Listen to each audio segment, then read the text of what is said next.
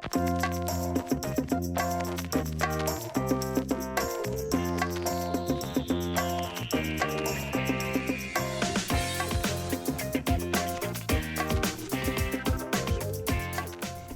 buenos días, amigos. Como todas las semanas, les saluda Mildred Cortés en este subprograma desde la EEA, desde la Estación Experimental Agrícola. Y ustedes saben que en nuestro programa cubrimos todos los asuntos relacionados al sector agrícola, recursos naturales y ambientales y todo lo que entendamos, tiene pertinencia con el sector agrícola. Y en la mañana de hoy tengo el gusto de tener conmigo al profesor Luis Mejía Maimí, especialista en economía agrícola del Servicio de Extensión Agrícola y también compañero del Departamento de Economía Agrícola y Sociología Rural. Buenos días, Luis. Buenos días, Mildred. Gracias por la oportunidad que me brindas de poder compartir contigo y con tu radio audiencia algo de información y conocimientos y experiencias sobre estos temas relacionados con la agricultura y con la economía agrícola.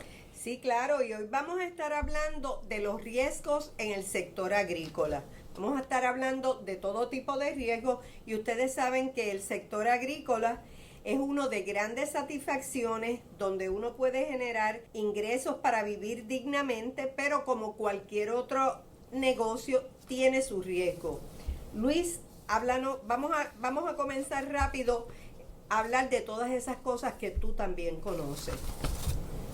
Por supuesto, el sector agrícola es uno de los sectores más riesgosos, si no quizás el más riesgoso de los sectores de la economía, ¿verdad?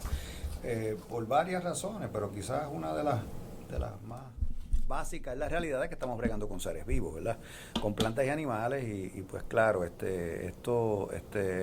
crecimiento de las plantas y los animales es algo continuo que los seres humanos podemos de alguna manera influenciar en los mismos, pero no es como cuando uno trabaja en una fábrica, por ejemplo, en donde si la situación económica se pone adversa para lo que uno está produciendo en la fábrica, pues uno podría en determinado momento por un tiempo cerrar o de la fábrica o despedir a algunos empleados, mandarlos para su casa como uno dice, ¿verdad? Y entonces después cuando la cosa se pone buena, uno los vuelve y los llama y los trae otra vez a la fábrica. En el caso de la agricultura, pues no funciona de esa manera, porque cuando uno siembra una mata de plátano, por dar un ejemplo, pues uno puede decirle a la mata de plátano, detente, deja de crecer, porque sé que cuando el racimo esté listo, los precios van a estar muy bajos y no voy a obtener la suficiente ganancia. Eso no ocurre así. Y lo mismo con los animales. Así que esa es una de las razones principales. A eso le añadimos la realidad de que la agricultura se hace casi toda, ¿verdad? Expuesta a las condiciones climatológicas.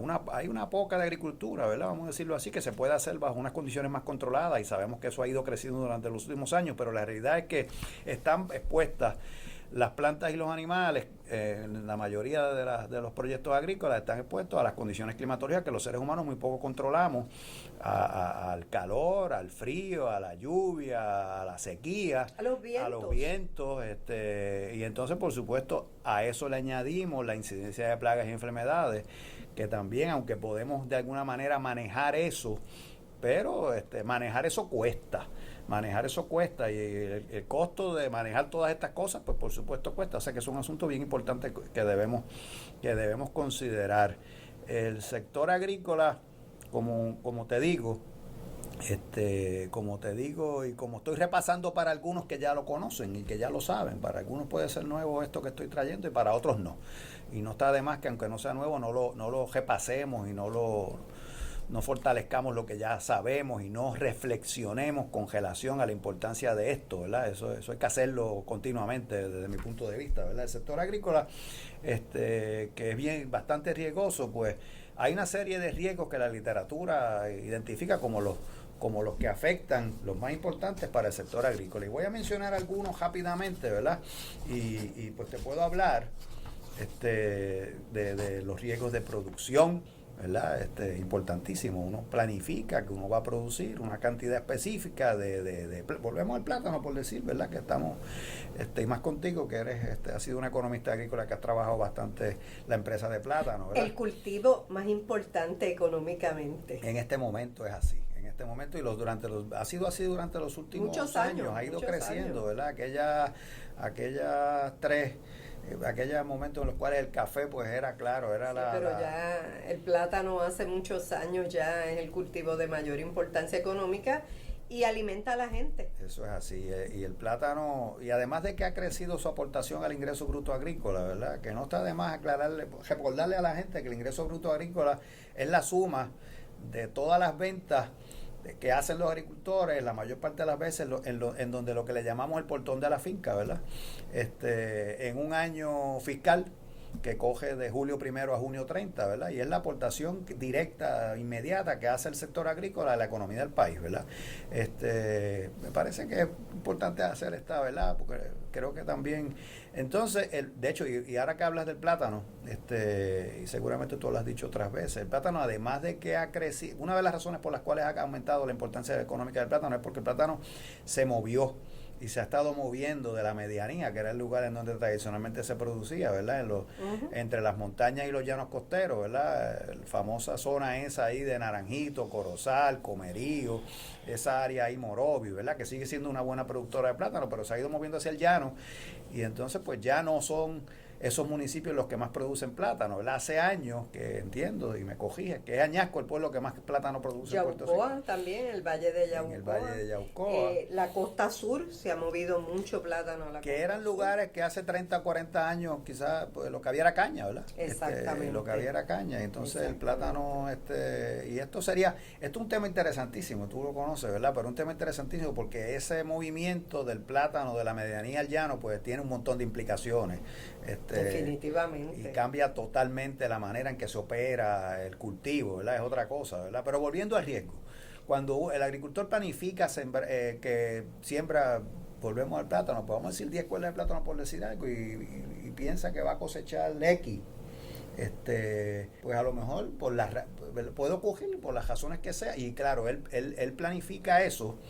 Y él planifica que en 18 meses si es en la medianía, quizás en 12 si está en el llano. Es una de las diferencias entre, ¿verdad? Allá en la altura no se siembra plátano muy poco, porque puede tardar hasta 24 meses, ¿verdad? Aquello es del guineo allá en Orocovi, por eso es que, ¿verdad? Tarda más tiempo. Y entonces, es uno de los beneficios de producir plátano en el llano. Pues si hace una planificación de que va a obtener, la planificación la hace a base de su experiencia, pero también a base de lo que le dice a la gente agrícola y lo que conversa con otros agricultores, que va a obtener una cantidad específica, y por alguna razón, porque hubo más lluvia, porque hubo menos lluvia, porque hubo un viento en donde se cayeron más o menos plantas, pues no alcanzó lo que había planificado. Pues ahí se materializó el riesgo, ¿verdad? Y eso va a ocurrir siempre, Claro, eso se magnifica cuando hay eventos grandes de lluvia o de sequía o de viento, ¿verdad? Ese tipo de cosas, como son los huracanes, ¿verdad? Así que hay riesgos de producción, hay riesgos de mercado, en donde tú planificas que vas a producir en determinado momento y piensas que en esa época del año puedes vender a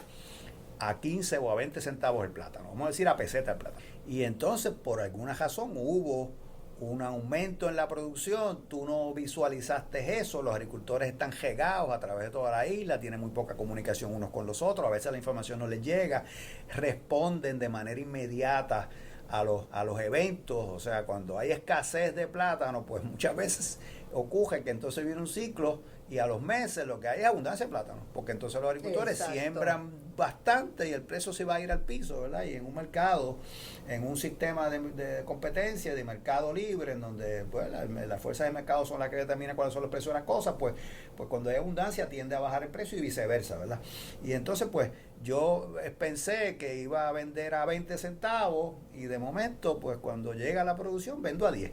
Pues entonces ahí se materializó el riesgo, entonces hay riesgo de producción, hay riesgo de mercado, hay riesgo financiero, porque los intereses, cuando uno coge un préstamo, ¿verdad? Que es casi imposible poder, bastante cuesta arriba operar una finca si uno no financia a través del crédito. Hay varias maneras de financiar, pero una de ellas es el crédito. Pues entonces muchas veces ese crédito es interés variable. Yo si es un préstamo ahora a 1% de interés, puede que ese interés suba y yo termino pagando más, pero puede que el interés baje también. Así que el riesgo se materializa en ambas direcciones. Eso es importante también, ¿verdad? De hecho, no siempre tenemos que pensar en que va a pasar lo peor. Lo importante es uno administrar ese riesgo, uno poder adelantarse a la posibilidad, y hay maneras de hacerlo. hay acciones que los agricultores pueden y deben tomar, adelantándose a la posibilidad de que pueda ser peor.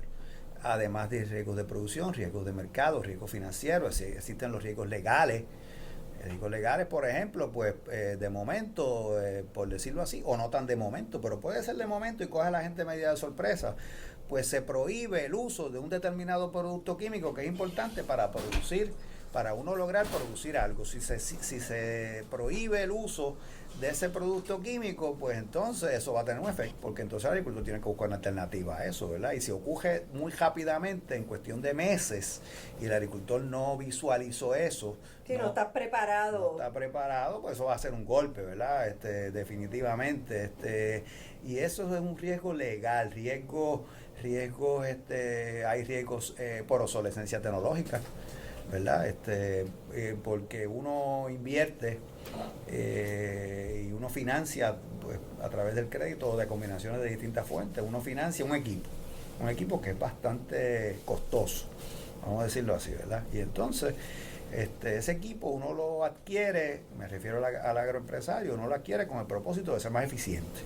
Y el ser más eficiente le va a ayudar a uno a proveer un producto en mejores condiciones en el mercado, un mejor precio, va a permitir competir de manera más de tú a tú con otros, ¿verdad? Y entonces, como la ciencia y la tecnología es tan cambiante, ¿verdad? Y esto están surgiendo cosas nuevas continuamente, pues entonces puede ocurrir que de hecho quizás con la máquina que acabo de mencionar no es el mejor ejemplo, pero el que se me ocurre ahora, puede ocurrir que sale otra máquina pues que es más eficiente que la que tú compraste. ¿Ve? Y entonces hay otros agricultores que adquieren esa otra máquina, pues entonces tú te vas a ir un poco atrás, por decirlo así, en cuanto porque tú estás en competencia con los otros, ¿verdad? Estamos hablando de los agricultores, son muchos, están regados, tienen muy poca comunicación unos con los otros y compiten. De hecho, es uno de los problemas. El mercado es limitado. El mercado es limitado y de hecho uno de los problemas de los agricultores es que son pequeños. Vamos a decir, yo no voy a utilizar la palabra problema, esa es la realidad. Vamos a decir que es una realidad. La mayor parte de nuestros agricultores son pequeños y medianos, y el hecho de que sean pequeños y medianos hace que tengan sus decisiones muy poco efecto sobre los mercados. El agricultor compra y vende. El agricultor tiene relación con el mercado antes del proceso de producción y después del proceso de producción. Y entonces, como es una persona o ¿verdad? Un agroempresario, el agroempresario es pequeño, pues compra al de tal, y entonces cuando vende al por mayor. Y entonces pues eso le limita el tener un efecto sobre ¿verdad? Porque está obligado, es lo que le llaman un price taker, ¿verdad? Que está claro, y hemos estado trabajando cada vez más intensamente durante los últimos meses y años, pero esto ha ido aumentando porque nos hemos dado cuenta, ¿verdad? Ha aumentado después de reflexión y después de María también, que nos marcó y que esa todo es antes de María y después de María, sobre todo en el sector agrícola, por las implicaciones tan serias que tuvo. Y una de las cosas que María, ¿verdad? Es que nos ha obligado más a reflexionar con relación a la importancia y la necesidad de organizarnos para atender asuntos que nos afectan comúnmente, ¿verdad? Entonces, cuando lo traigo ahora en el contexto de que los agricultores deberían tener, entiendo yo, y es importante que tengan, vamos a mencionarlo porque no me gusta decir deberían, no me gusta plantearlo como una obligación, pero es importante que a nuestro entender que reconozcan que si se organizan pueden manejar de manera más adecuada estos riesgos. Definitivamente, todo lo que te acabo de mencionar. Y socializar esos gastos. Claro. Y entonces, por ejemplo, porque cuando tú te organizas, tú compartes el riesgo con otros. Y cuando tú te organizas, por ejemplo, ahora que estábamos hablando de riesgo de mercado, ¿verdad? Pues entonces tú puedes, si tú compras al por mayor y tú te juntas, esto no quiere decir que cada uno va a trabajar individualmente y cada uno trabaja en su finca, pero cuando deciden comprar juntos, pues van a conseguir un mejor precio para adquirir los insumos que necesitan. Y si cuando venden, pues venden juntos, también pueden, porque si tú vendes juntos, pues puedes decirle al intermediario, incluso te puedes sacar podrías hasta pensar en la posibilidad de sacar al intermediario del medio, que es un mal necesario en este momento, ¿verdad? Pero si tú te juntas, pues puedes juntos, es más fácil que tú establezcas operaciones a través de las cuales tú añades valor. porque añadir valor cuando uno está solo, produciendo poco, pues es bastante cuesta arriba. Añades valor y determinas precio cuando tú estás en un conglomerado distribuyendo un producto. Y entonces, porque no es lo mismo tú llegar, yo recuerdo, yo trabajé un tiempo en esa zona, viví en Bajanquita y trabajé en Naranjito, y recuerdo cuando era que le llaman el granero, no es un granero porque nunca fue un granero, no era un lugar de producción de granos, ¿verdad? Pero era un lugar en donde se producía cantidad de farináceos, especialmente plátano y otros. Y entonces, pues, cuando estuve allí atendí muchos agricultores y conocía bastante bien la plaza de Bayamón, que era donde bajaba casi todo lo que se producía en toda esa zona. Era una plaza extraordinaria. Y llegué a estar allí temprano en la mañana, porque allí las plazas son lugares bien interesantes a esas horas. Y entonces, a 4 o 5 de la mañana, y entonces pues un productor de plátano que viene de Corozal con una pick-up llena y que llega a la plaza de Bayamón, eso lo vi. Y me lo contaron, porque venían a mi oficina también, eso era parte de los asuntos que uno tenía que atender y entender como parte de los trabajos que uno hacía, ¿verdad? Y llegaba a la plaza de Bayamón con la intención de vender el plátano a un precio específico que le representara un margen de ganancia razonable, ¿verdad? Y entonces se encontraba allí con unos intermediarios que estaban bastante organizados entre ellos y que le establecían un precio, y cuando iba donde el intermediario A, le decía que este era el precio, y cuando iba donde el B, casi siempre era el mismo precio que el A le había establecido, así sucesivamente. Tenía dos opciones. La verdad es que tenía una sola. Pero pues vamos a pensar que tenía dos. Una de las opciones era virar para atrás. Con un producto perecedero eso es muy difícil. A menos que tú lo elabores. Pero solo es difícil elaborarlo. Tienes que juntarte para elaborarlo y procesarlo y ese tipo de cosas, ¿verdad? Virar para atrás es difícil. La otra opción, que era casi la única que tenía, era venderlo al precio que el intermediario le decía. Por eso es que es un price taker, ¿verdad? Eso, ahí se materializó el riesgo. Él tenía una perspectiva con relación al precio de venta, y cuando llega se tropieza con eso, pues claro, tenía la otra alternativa que era ponerse en la lista de mercadeo agrícola, para ver qué día le daban para entregarle los plátanos, vender los plátanos al gobierno, para que el gobierno se encargara de mercadear algunos de esos plátanos a un precio bastante inferior al que él había pensado originalmente, pero siempre había una salida, ¿verdad? Que de hecho era extraordinario en los 90 ver la fila. El centro de mercadeo de Naranjito era el más grande de Puerto Rico en esa época y antes. Y la fila que había desde las 4 a las 5 de la mañana de camiones frente a haciendo fila antes que abrieran el portón de entrada, llegaba casi hasta Congelados Criollos, que es Pajiba, ¿verdad? O sea, más arriba del centro comercial aquel Los Hermanos que está allí. Era una cosa tremenda, ¿verdad? Ese plátano pues se ha ido moviendo para el llano, ¿verdad? Y estamos hablando ahora de otra cosa. Nada, hablando de riesgo, pues todo lo que te estoy mencionando de una manera o de otra tiene que ver con los riesgos, y los riesgos no es que, ¿verdad?, se materializan todos a la vez en diferentes magnitudes. Están los riesgos humanos, porque los agricultores trabajan bajo unas condiciones en donde están expuestos desde lo más sencillo como coger catajo hasta que un árbol le pueda caer uno encima, bregando uno, cortando, limpiando un predio, ¿verdad? Eso puede ocurrir. Así que también están los riesgos humanos, y dejé para último, creo que los mencioné todos, los riesgos casuales, los que se identifican como riesgos casuales, que son los que existen como consecuencia de la posibilidad de que el negocio se afecte por fuego, huracanes, tormentas, vientos, que no tiene que ser tormenta, sequías o exceso de agua, calor o frío, ¿verdad? Y entonces pues la realidad es que esos riesgos que se identifican como casuales, ¿verdad?, han ido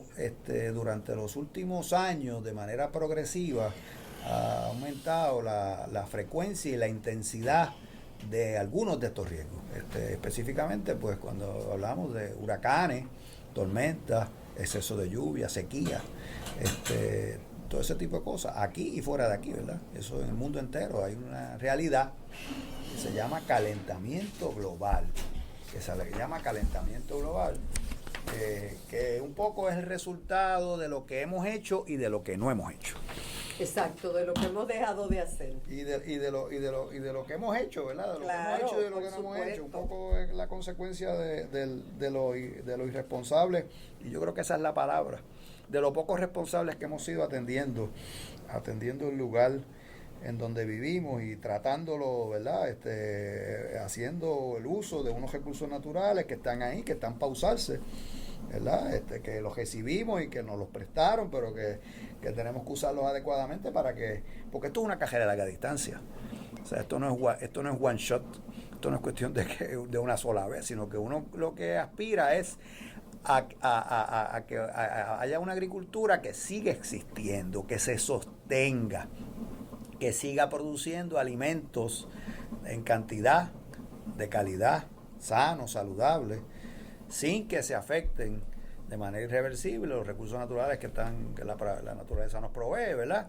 Y que el resultado de esa operación sea, ¿verdad? Pues cuando le digo los recursos, ambientalmente sanos, y que el resultado también sea socialmente justo, que el pastel se divida de una manera justa y, ¿verdad? Y más o menos bastante equitativa, ¿verdad? Por decirlo así, ¿verdad? Claro, y que sea rentable para ese agricultor que escogió esa actividad económica para generar sus ingresos y los de su familia. Y esto es un negocio. Y esa rentabilidad, pues claro, varía de una empresa a otra. Por supuesto, es un negocio, es bien importante. La agricultura, nosotros estamos metidos en esto porque nos gusta, pero esto no es cuestión de que solamente nos gusta, ¿verdad? Uno no puede estar por un tiempo, sí, uno se entretiene en esto cuando es una operación en el patio de la casa, pero cuando uno vive de esto, pues tiene que haber un margen de ganancia razonable para que el agroempresario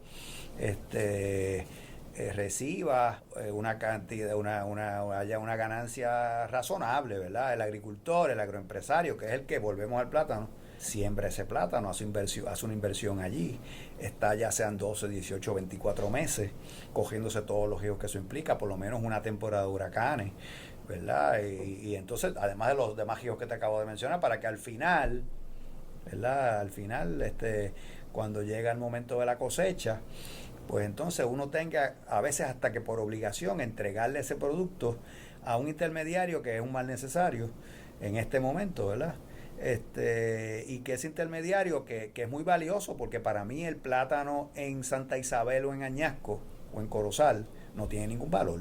Para mí vale en el supermercado, en la góndola donde yo lo puedo comprar, donde yo lo puedo adquirir. Por lo tanto, ese intermediario le añade el valor de lugar, de forma, ¿verdad? Y entonces pues ese intermediario en ocasiones, el margen de ganancia, ese intermediario tiene ese producto por día, quizás, no mucho más que eso, y entonces, vuelvo y digo, es importante lo que hace, bien importante, porque para mí no vale nada en la finca.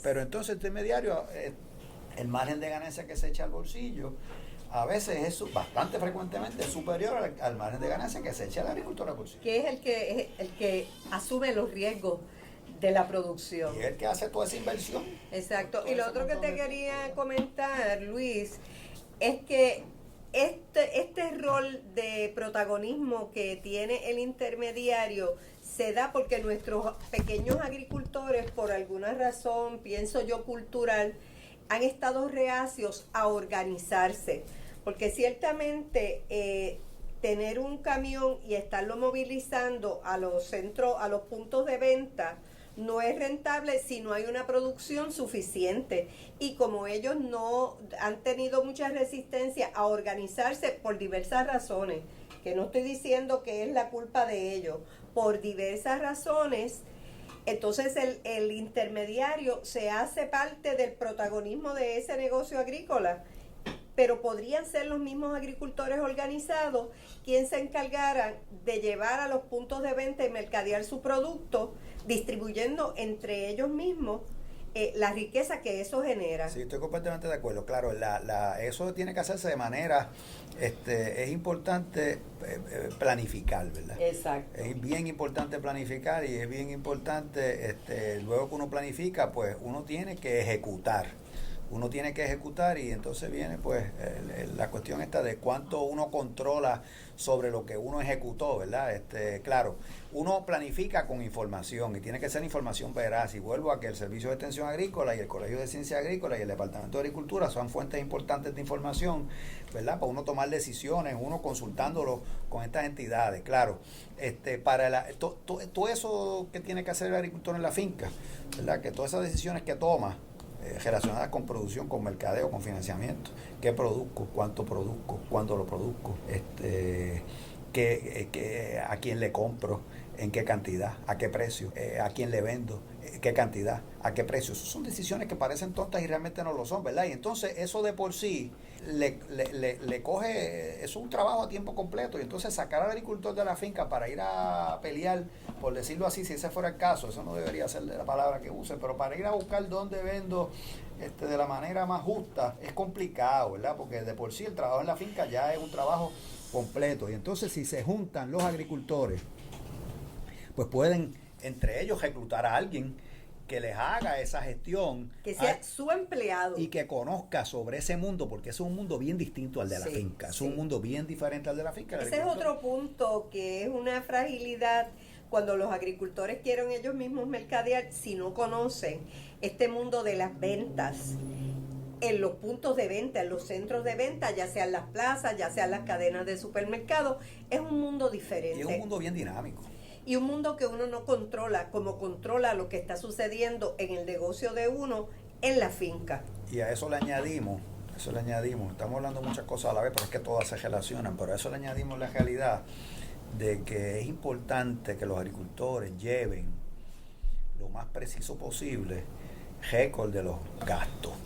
Eso es crítico. Porque ¿cómo tú sabes a qué precio vas a vender? Que ¿cómo tú tomas la decisión de a qué precio vender? ¿Cómo tú calculas cuál debe ser el margen de ganancia razonable? Si tú no tienes ese, claro, uno puede decir, no, eso yo lo tengo aquí en la cabeza. Pues yo sé que uno lo tiene en la cabeza, uno lo puede tener en la cabeza, pero es mucho mejor tenerlo en el papel.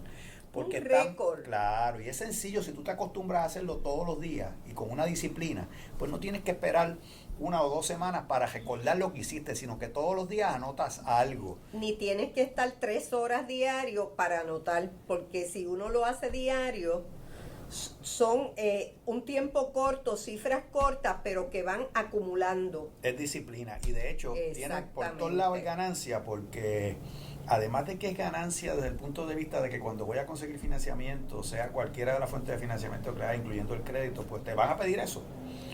Para el banco es importante, para el agricultor es más importante que para el banco, porque el agricultor es el que vive de la agricultura, así que es importante que él sepa si él debe seguir produciendo eso o debe cambiar, porque a lo mejor lo que está trabajando en ese momento no es lo más rentable. Y entonces pues la persona puede, y entonces pues el agricultor, si se organiza, puede atender mucho mejor lo que es el mercadeo, tanto para lo que compra como para lo que vende, ¿verdad? Que es de lo que estamos. Mira, cuando uno, ¿verdad? Y tú también, que aunque estás en la estación, pero parte del trabajo de la estación también incluye tocar los agricultores. Es una experiencia interesante, valiosa para los que estamos educando, ¿verdad? Más que quizás para otros. Es que cuando tú llegas a una finca y el agricultor está interesado de que tú le hagas, le organices los papeles o le ayudes a preparar una propuesta al banco o a otra entidad para solicitar algún tipo de financiamiento, ¿verdad? Hacer un estudio de viabilidad, pues cuando uno llega a la finca, pues uno voltea a la finca con el agente agrícola y con el agricultor, y luego al final uno tiene que ir a la casa mayormente, pues siempre uno va a ir a algún sitio donde nos podamos sentar y uno le pide la información. Pues yo necesito ver los números para preparar algo que tú puedas presentarle al banco, partiendo de la premisa que ya dije, que es más importante para el agricultor que para el banco. Y entonces ocurre con bastante frecuencia que te sacan un montón de papeles, o vamos a decir que debería ocurrir con menos frecuencia, de manera no muy organizados, y entonces no es tan fácil bregar cuando es. De hecho, ocurre algo bien interesante también, que bastante frecuentemente son las mujeres las que llevan eso, que eso hace también la agricultura un sector bien interesante y distinto a los demás, porque la agricultura es un sector, como es una agricultura pequeña y mediana, pues se trabaja las decisiones se toman de manera compartida, muchas veces en la casa, y con quien uno se convierte en negocios familiares. Se convierte en negocio familiar, con quien uno consulta con la mujer. Ella es la que sabe más de números a veces que el mismo agricultor, o tanto como el agricultor, porque a ella le asigna la responsabilidad de llevar eso, ¿verdad? Así que esa información es bien importante para determinar muchas cosas. Así y esa información es importantísima para manejar riesgos, ¿verdad? Todos estos riesgos de los cuales ya hemos hablado brevemente, ¿verdad? Volviendo a los riesgos casuales, que son los de los huracanes, tormentas y ese tipo de cosas, como ya dijimos, pues ha aumentado como consecuencia del calentamiento global. Y me gustaría compartir contigo y con la radio audiencia algunos datos que demuestran claramente cuál es el efecto de estos riesgos. Mira, como consecuencia del huracán María, que ustedes saben que fue el jueves 20 de septiembre del 2017. Hace un añito. Hace un año ya, hace un poco más de un año. De hecho, nosotros no recibíamos el impacto directo de un huracán hacía 19 años. Desde el 98, cuando huracán George nos impactó de manera directa, pues nosotros, aún estando en el pasillo del paso de los huracanes, un poco uno puede decir que fuimos bendecidos, ¿verdad? Y lo interesante de esto es que sabemos que estamos localizados en un sitio en donde todos los años vamos, pero claro, pasan 19 años sin que tengamos ninguno. Eso va poniendo a la gente un poco a olvidarse de cómo administro adecuadamente el riesgo, ¿verdad? Y hay cosas sencillas que se pueden hacer, ¿verdad? Entonces nos coge María hace un poco más de un año, y María para la agricultura del país representó más de $2 billones en pérdida. Billones. 2025 millones, más de $2 billones en pérdida, según las cifras del Departamento de Agricultura, de los cuales casi el 10% de eso fueron pérdidas en producción y el 90% fueron pérdidas en infraestructura. Eso es una información bien interesante, porque cuando tú comparas esos datos con el efecto de George 19 años antes, George tuvo un efecto en la agricultura de $308 millones. Es bastante menos, ¿verdad? Bastante menos. Mucho menos. Y nos impactó directamente, claro. Lo que pasa un poco también es lo siguiente: en el caso de George, el 75% fueron pérdidas en producción y el 25% fueron pérdidas en infraestructura. Es un poco inverso. Acuérdate, te digo que el 10% en producción, las pérdidas, el 90% en infraestructura. En el caso de George, el 25% en infraestructura, el 75% en producción.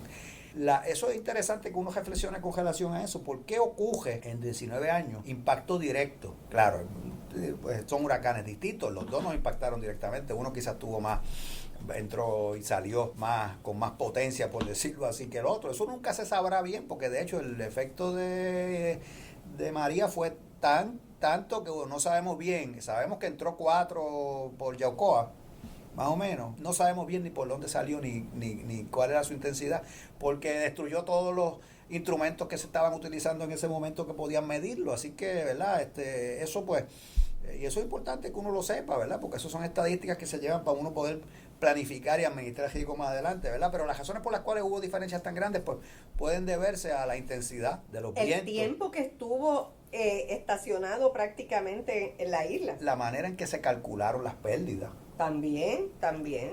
La diferencia entre la agricultura que había en el 98 vis a vis la que había en el 2017. O sea, seguramente hubo durante esos 19 años unas inversiones de capital grandes, y como consecuencia de eso, y la tecnología hace que los proyectos cambien dramáticamente, ¿verdad?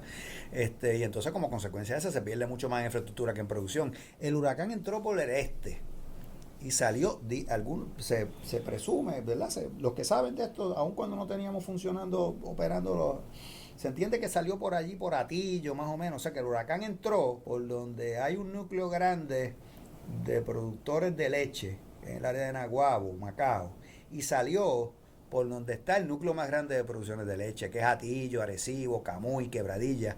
Y sabemos que la empresa de producción de leche es quizás la más que requiere altas inversiones de capital. Pues por lo tanto, si fue bastante afectada como consecuencia del paso del huracán María, debe haberse perdido bastante en infraestructura. Seguro. Eso es una cosa interesante y a la cual hay que darle pensamiento para actuar, porque cuando tú destruyes infraestructura, ¿cómo tú la repones? cómo tú, ¿verdad? Tú tienes que proveer entonces el financiamiento de distintas maneras, incluyendo el crédito. ¿Y cuánto tiempo tú tardas en reponer eso? ¿Cuánto tiempo tú tardas en reponer eso? ¿Verdad? No es lo mismo tú perder, claro, y no estoy diciendo que sea menos, pero no es lo mismo tú perder 5 o 10 cuerdas de plátano que tú perder toda la infraestructura de un negocio de vaquería. O sea, en cuanto a la inversión de capital, no quiero decir que uno sea más que el otro en cuanto al efecto que puede tener sobre la vida del agricultor y su familia. Eso no estoy hablando de eso, ¿verdad? Pero definitivamente, y el efecto, porque esto es una cadena, el efecto que eso tiene en los compromisos de los agricultores con los que financiaron ese proyecto.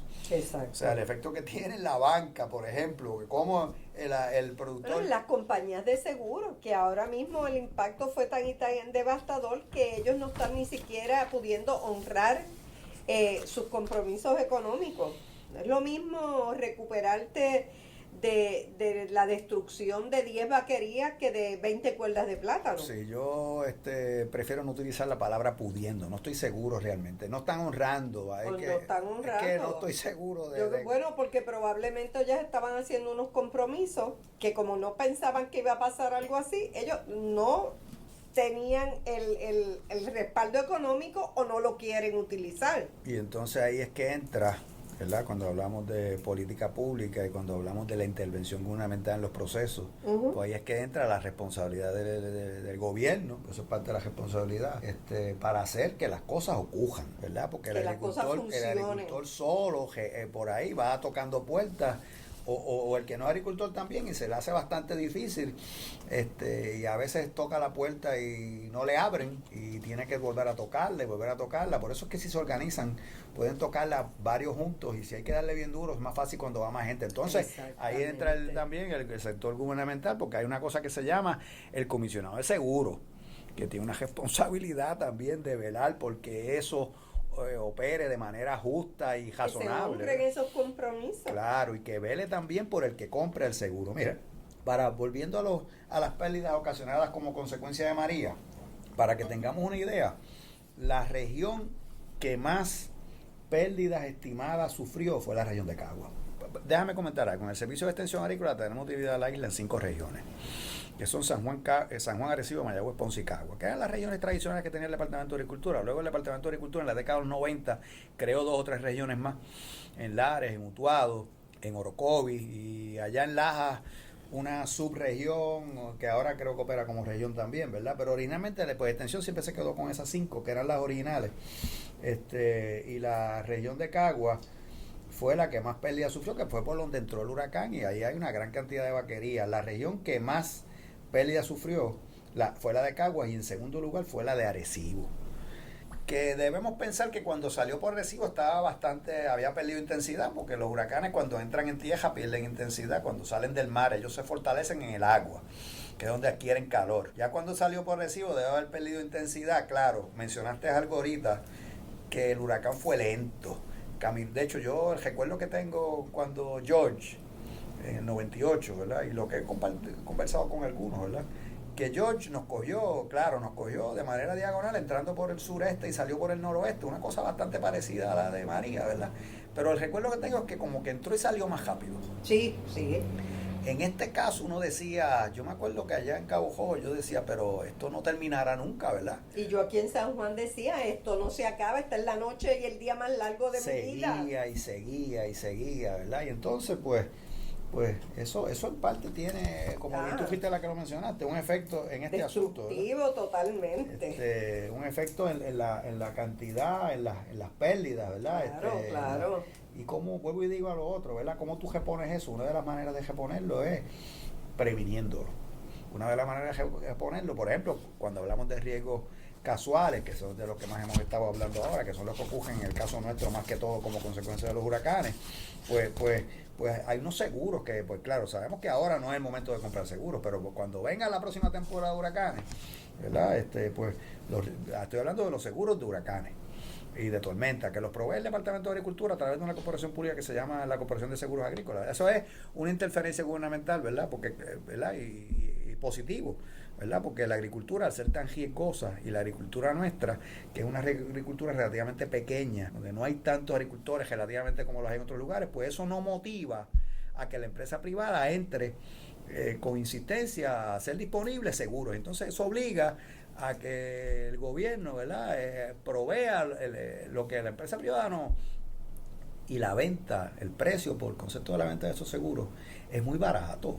Es muy barato, aun cuando al final, pues, claro, el propósito no es que vamos a recobrar todo lo que hubiéramos recobrado si hubiéramos vendido, pero definitivamente por el costo, que es muy barato, lo que recibimos luego nos ayuda a levantarnos después otra vez. Levantarnos y a mantenernos en el negocio agrícola. Que es lo que queremos. Exactamente. Sostenernos, que sea sostenible, que siga existiendo, ¿verdad? Que siga existiendo y que exista durante todo el tiempo de vida nuestro, y que cuando nosotros decidamos salirnos del negocio, si hay alguno de nuestros hijos o hay alguien que está interesado en la finca, que no sea uno de nuestros hijos, la finca esté en condiciones adecuadas como para poderla transferir, ya sea a un hijo o a otra persona, porque la finca en descanso va perdiendo y entonces se le hace más difícil al que llega ponerla otra vez a producir, ¿verdad? Requiere entonces mucha más inversión y es más cuesta arriba. Así que el sostener la finca, ¿verdad? El tenerla en descanso va reduciendo,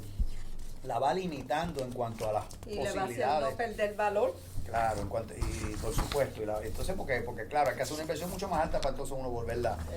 Así que los seguros es una manera a través de las cuales, y hay distintos tipos de seguros, ¿verdad? Además de los seguros contra huracanes y contra tormentas que te acabo de mencionar, que provee la Corporación de Seguros Agrícolas, pues está el seguro social, que es importantísimo, porque en algún momento nosotros nos tendremos que quitar.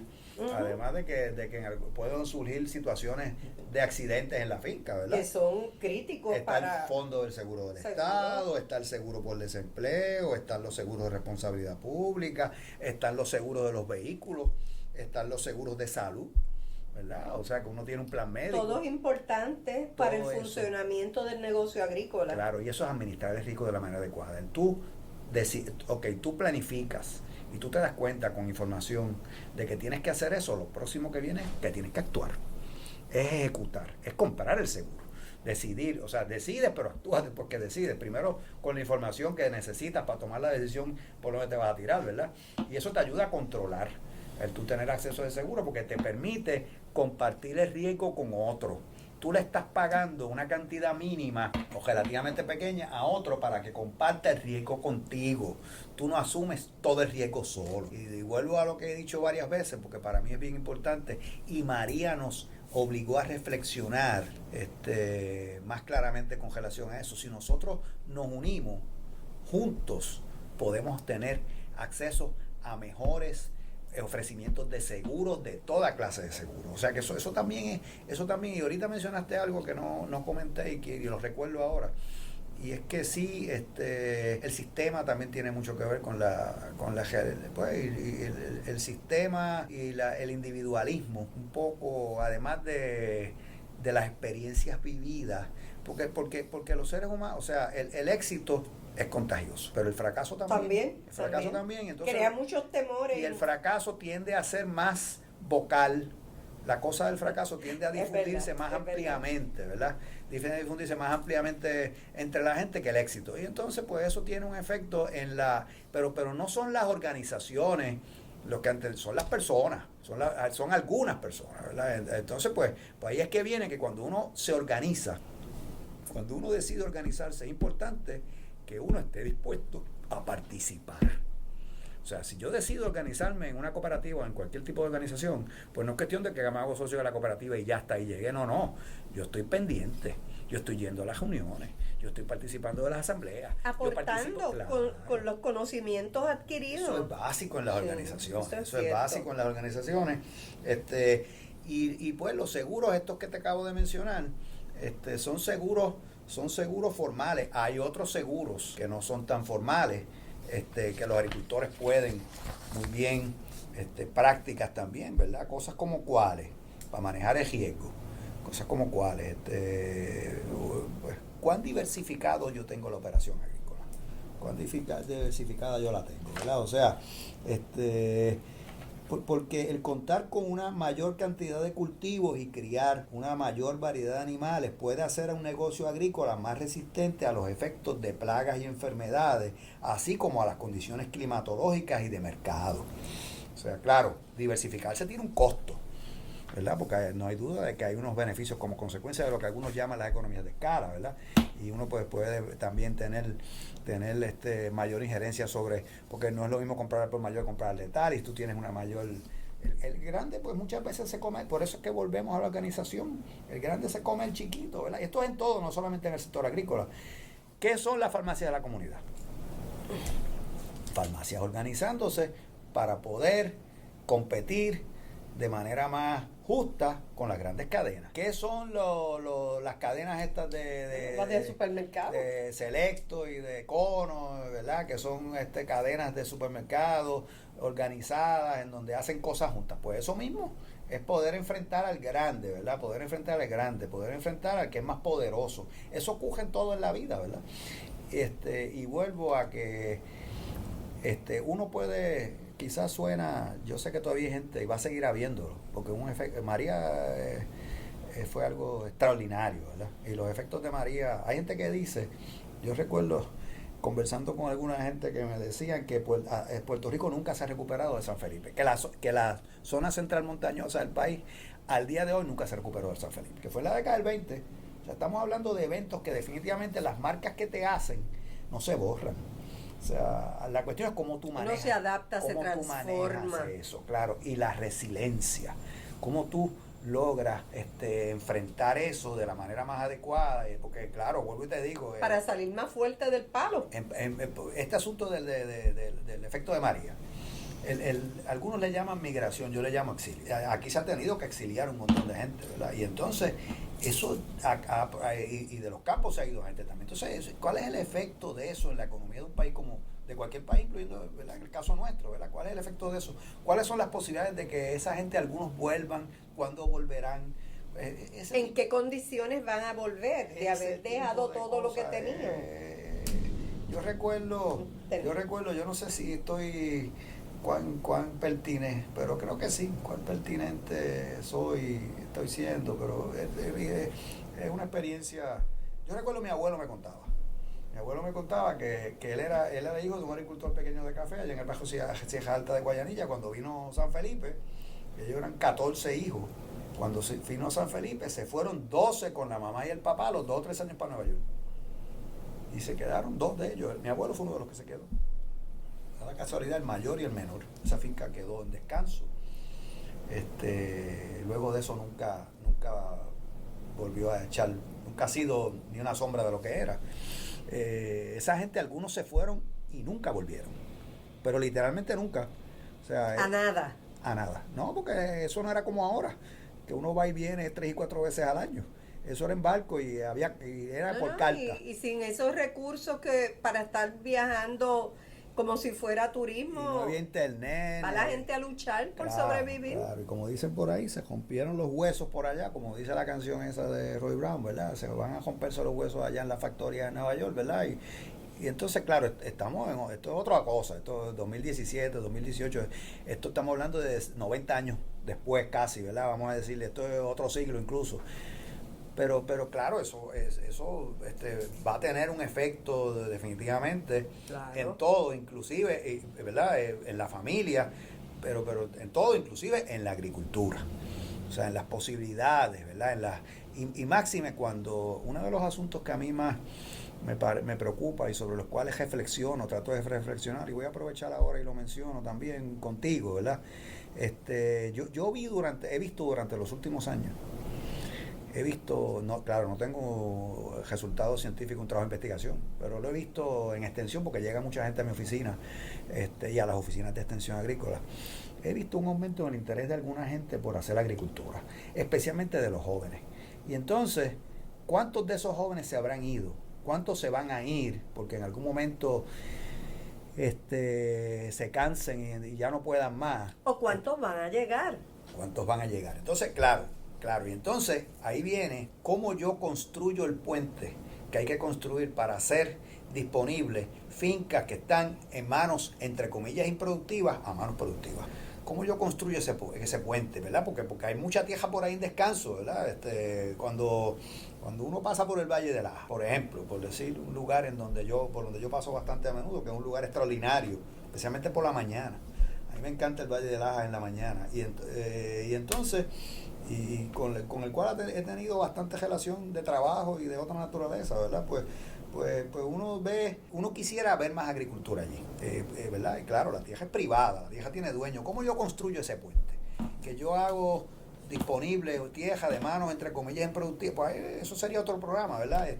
Claro, cuando esa tierra recibe un azote como María, es más difícil construir el puente, porque lo más seguro es que las inversiones de capital que se requieran para poner esa tierra en condiciones, para ponerla a producir, sean mayores. Entonces, por eso es que traigo... Sean mayores y hay prioridades de quien tiene los recursos sobre dónde pone ese dinero. Claro, donde es más rentable. Exactamente. Es más rentable. De hecho, en el caso, por ejemplo, ahorita hablamos de vaquería, que es quizás la empresa que requiere más altas inversiones de capital. Es bien común en Puerto Rico, ¿verdad? Es bien común en Puerto Rico ver ganaderos, hijos de ganaderos. Es lo más común. Es bien común, sí. Es bien común. Y es bien común porque la inversión de capital que se requiere es tan alta que entonces ocurre con frecuencia que el hijo del ganadero, vamos a decir que tiene 3 o 4 hijos, uno de ellos está interesado en hacer la agricultura, se convierte en una sucesión. Los otros 3 no están interesados, pues ese hijo de ganadero le compra a los hermanos su parte y entonces, claro, la inversión que tiene que hacer es menor porque él tiene una parte de eso luego de que se transfiere la tierra. Bueno, y cómo funciona esa empresa en Puerto Rico donde están las cuotas de producción, ¿verdad? Que eso es otro tema. Es más fácil pasarlo de generación en generación. Pero amigos, los temas son tantos y tan variados que yo, ¿verdad? Quiero aprovechar para agradecerle al profesor Mejía Maimí, que ambos somos economistas, ¿verdad? Que entramos en un asunto que uno no toca tanto, o en muchos asuntos que no tocamos a menudo, pero que impactan el sector agrícola. Así que, Luis, yo te invito a que hagamos un próximo programa